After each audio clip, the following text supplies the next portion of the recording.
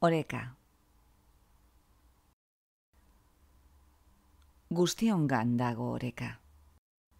Edo, zehatzagoak izateko, guztiongan datza orekaren potentzialtasuna, oreka eskuratzeko aukera eta promesa. Naturan nagusi den bezala, gizakiok esku hartzen ez dugunean bederen. Edo astroen jirabira etengabean, hortzi urrunean.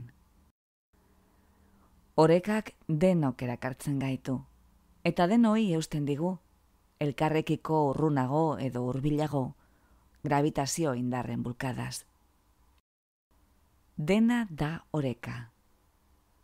Horregatik, hausten denean, asaldatzen gara, eta hotzikara moduko batek hartzen gaitu. Aurrean dakusat, kristalaren beste aldean, Txano Martinez. 53 urteko etorkin boliviarra. Erosketetarako erabiltzen duen plastikozko poltsa maiztua eskuan.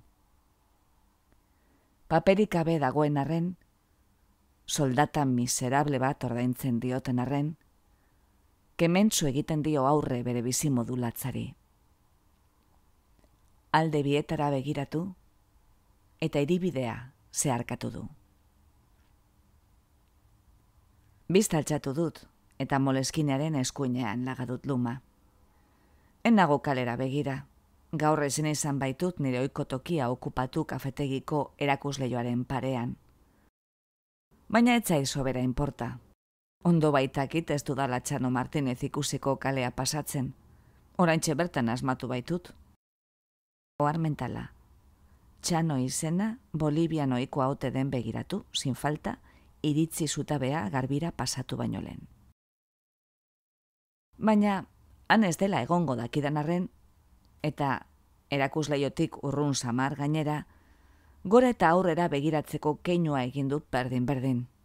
Ekintza reflexu bat bailitzan. Ez du sekula galtzen idazten ari naizena errealitatean gauzatuko den itxaropena. Maiteren gana begiratzeko aprobetxatu dut. Loseko dago oraindik arrotxoan. Zorionez, kafetegi honetan musika ez dute altu ipintzen, horixe ohiko bihurtzeko arrazoi nagusietako bat. Eta gainera, ez da bereziki garratza, jazz melodikoa dute gustoko. Kaileran idaztera itzultzekotan nago, parean edurne daukadala ohartu naizenean. Eta nigana datorrela. Bere konjunto hippie ibizatarraz jantzita. Oso itxura apala eta soila ematen diona, bide batez esan da. Naiz eta harengatik 200 eurotik gora ordainduko zuen. Hitz egiten hasi aurretik, badakit zerk ekarri duen ona. Eta baita, ez diola beralakoan helduko ere. Gehiegi berantetziko ez den arren. Egunon, ze moduz? Oso ondo, eta zu? Primeran, erakusleiotik ikusi zaitut eta gozaltzen ari altzara? Ber gozaltzen. Baina baxuago hitz egin zenezake? Umea lo dago. Ah, bai, egia da. Barkatu. Zederra dagoen, ez da? Nola du izena? Oier, ez da? Ez, Maili. Orain bere seme-alabengatik galdetu beharko nioke. Baina ondotxo dakit eskolan egon behar dutela uneotan, eta gaia alik eta gehien atzeratu nahi nuke. Exiran daiteke zurekin? Mesedez. Beste remediorik balego bezala. Joango naiz barara kafesne bat eskatzera. Beste zerbait behar alduzu? Lasai, maire etortzen dira. Ah, bale.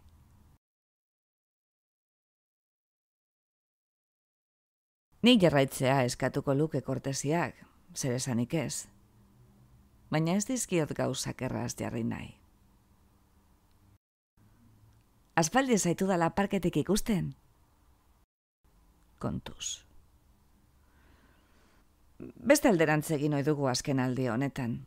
Bloke berrien ondoan ipini duten berri horretara. Badakizu, ume txikientzako egokiagoak dira tramankuluak. Kaka. Tira, nahikoa zaila zen iez egitea, edo nola ere. Bai, egia da. Zenbat urte ditu Maik? Maiatzean 2 beteko ditu. Datorren urtean beraz eskolara, ez da? Edo lako zerbait. Datorren urtean beraz eskolara, ez da? Bingo. Ze? Bingo, asmatu duzula. Sí, para mí un café con leche, por favor. Zer nahi duzuzuk? Ez esko keinoa egin diet. Ala berari, nola tabernariari. Ziur nago, orain hasiko dela. Eta pentsatu duzuen no matrikulatu Maili datorren kurtsoan? Haurreskuntzan hasiko da, ezta? Galdetzen nizun, ze ez dakit jakinaren gainean zauden. Gurasoen ekarteko kanpaina bat egiten ari gara auzoko eskola publikora euskaldunak erakartzeko, eta zuk... Bai, nik zer. Badakizu eskaz gabiltzala hemengo jendez. Eskola bultzatu nahian ari gara. Proiektu berri bat, D eredukoa, esan gabe doa. Ondo etorriko litzaiguke zuek bezalako... Maili liseora bidaliko dugu. Bai, zu eta biok, Edurne, joan ginen eskola berera. Zer du txarrik. Ni idazle egin ninduen esate baterako. Zu, margolari. Peru errektoreorde dago unibertsitatean. Eta bar. Ez dut zertan lotsatu umea bertara bidaltzagatik. Izan ere, Arantzak eta biok ez dakigu zenbat iraungo dugun oraingo etxean. Ez dakit egon zaren inoiz. Ez du geratzen ari zegoia, litekena da auzoa ustea, urtebete edo 2 barru. Hortaz, ez du zentzurik bertan matrikulatzeak. Espero dut ez aidala hasiko eskola publikoaren matrakarekin. Nik gorrotu nuen autobusez ibili behar izatea egunero. Benetan, nik oso ondo pasatzen nuen geralekuan, kadenetan jolasten ginenean eta edo sokasaltoan. Eta ondoren autobusean, atzeko eserlekuak zeinek lehenengo okupatu ibiltzen ginenean. Eskola nazionalekoek baino goizago esnatu behar genuen. Ez asko zere goizago emakumea. Luma hartu dut atzera. Ia konturatzen den, lanean segitu nahi dudala. Baina, eskola pribatu batean, ikastola ez da eskola pribatua. Ez mojen edo apaizen kolegioen zentzuan, behintzat. Ez, baina... Eta ere gutxiago orain, Patxi Lopezen gobernuarekin. Zuk nahi baduzu, Edurne, prograren papera jokatzen jarrai dezakezu. Zure semelaben hezkuntzaren kalitatea zure kontua da. Eta kulturaniztasunera jolastea, Maroko arrez beteriko zure eskola publiko horretan, oso polita. Baina ez da erreala. Zuek beti izango zarete klase ertain, egiten duzuena egiten duzuela. Gu bezala. Badakit asko hitz egiten dela gure eskolako etorkinen portzentajeri buruz, baina nik benetan, ez dut ikusten eragozpen gisa, baizik ez dut ulertzen zer adierazi nahi didazun horrekin. Esan dizut ez dakidala non egongo garen datorren urtean. Eta horregatik, esnatu da Maili. Garaiz. Eta txiloka, beti bezala. Ez dut presarik hartzen, umea lasaitzeko.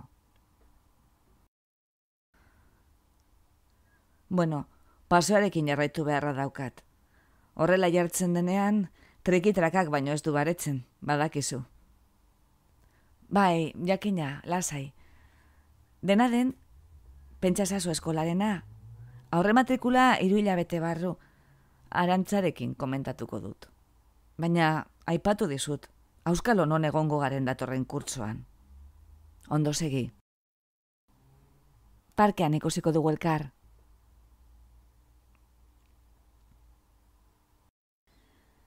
Edurne etorri izan espalitzait, zutabea amaituta izango nuke, edo ia amaituta bintzat. Baina kotxetxoa eramateak hori du ona, pentsatzeko denbora eskaintzen duela. Testua buruz errepasatzen hasi naiz beraz, tabernatik ateratzen ari naizela.